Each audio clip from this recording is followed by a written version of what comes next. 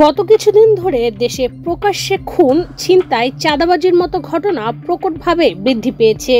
বিশেষ করে রাজধানী ঢাকায় একের পর এক খুন, ছিনতাই, ডাকাতির মতো ঘটনা চোখে পড়ছে। ছিনতাই, ডাকাতির পাশাপাশি জনসমক্ষে খুন হচ্ছে মানুষ।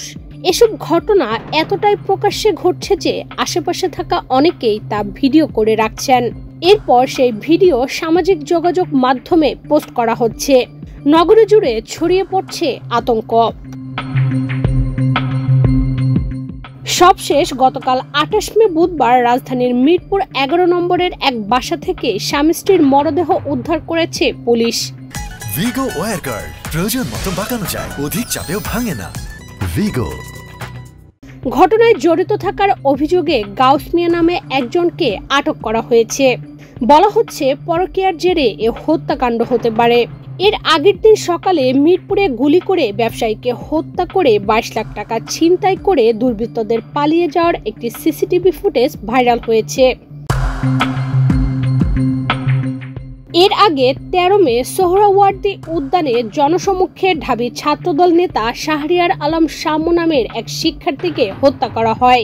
শাম্য হত্যায় জড়িতদের বিচারের দাবির মধ্যেই আরও বেশ কয়েকটি প্রকাশ্য খুনের ঘটনা ঘটেছে। ২৫ মে সোমবার রাতে বাড্ডায় বিএনপির এক নেতাকে গুলি করে হত্যা করার সিসিটিভি ফুটেজ সামাজিক যোগাযোগ মাধ্যমে ভাইরাল হয়েছে।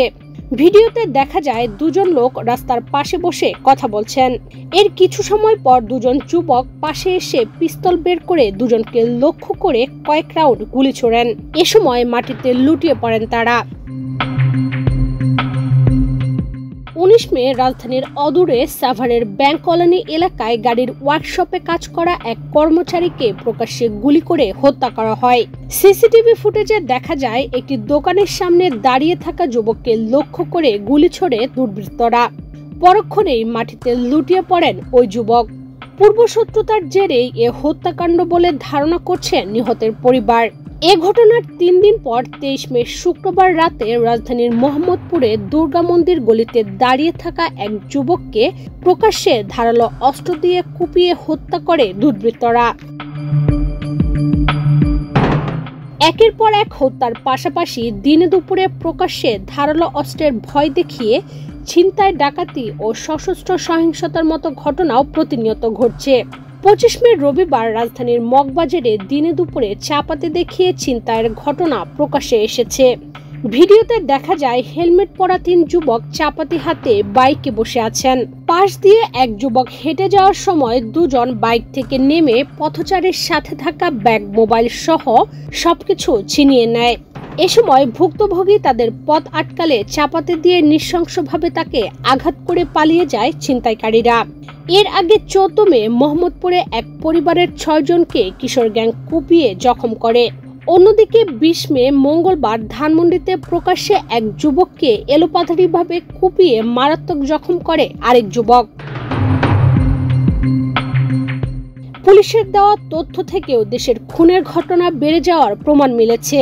পুলিশ সদর দপ্তরের পরিসংখ্যান বলছে গত জানুয়ারি মাসে সারা দেশে সর্বমোট খুন হয়েছে ২৯৪টি। এর মধ্যে রাজধানীতে ৩৬টি। ফেব্রুয়ারিতে মোট খুন হয়েছে ৩০০টি। ঢাকায় খুন হয়েছে ৩৮টি। মার্চ মাসে দেশ জুড়ে খুন হয়েছে ৩১৬টি। এর মধ্যে রাজধানীতে ৩৩টি এবং এপ্রিল মাসে সারা দেশে খুন হয়েছে ৩৩৬টি। এ মাসে শুধু রাজধানীতেই খুন হয়েছে ২৯টি। অবশ্য প্রতিটি ঘটনায় অপরাধীদের চিহ্নিত করে আইনের আওতায় আনা হচ্ছে বলে জানিয়েছে পুলিশ। আইন শৃঙ্খলা বাহিনীর তৎপরতায় শিগগিরই রাজধানীতে অপরাধমূলক কর্মকাণ্ড নিয়ন্ত্রণে আনা সম্ভব বলে আশা তাদের। সাম্প্রতিক সময়ে অনেক জায়গায় আমরা লক্ষ্য করেছি কিছু ব্যক্তি আইন নিজের হাতে তুলে নেওয়ার প্রবণতা। এই ক্ষেত্রে অনেক সময় আইন শৃঙ্খলা পরিস্থিতি বিনষ্ট হওয়ার সম্ভাবনা থাকে এবং আইন প্রণয়ন, আইন প্রয়োগের বিষয়টা একমাত্র আইন প্রয়োগকারী প্রতিষ্ঠানের হাতেই ন্যস্ত। ব্যক্তিগতভাবে কেউ যদি আইন নিজের হাতে তুলে নেয় তাহলে সেটা কোনোভাবেই গ্রহণযোগ্য নয় এবং ভবিষ্যতে কেউ যদি এরকম করে থাকেন তবে সেই ক্ষেত্রে পুলিশ বিষয়টি কঠোর হাতে দমন করবে এবং সংশ্লিষ্ট যারা রয়েছে তাদেরকে অবশ্যই আইনের আওতায় নিয়ে আসা হবে। ইশরাত চৈতি, বাংলাদেশ প্রতিদিন।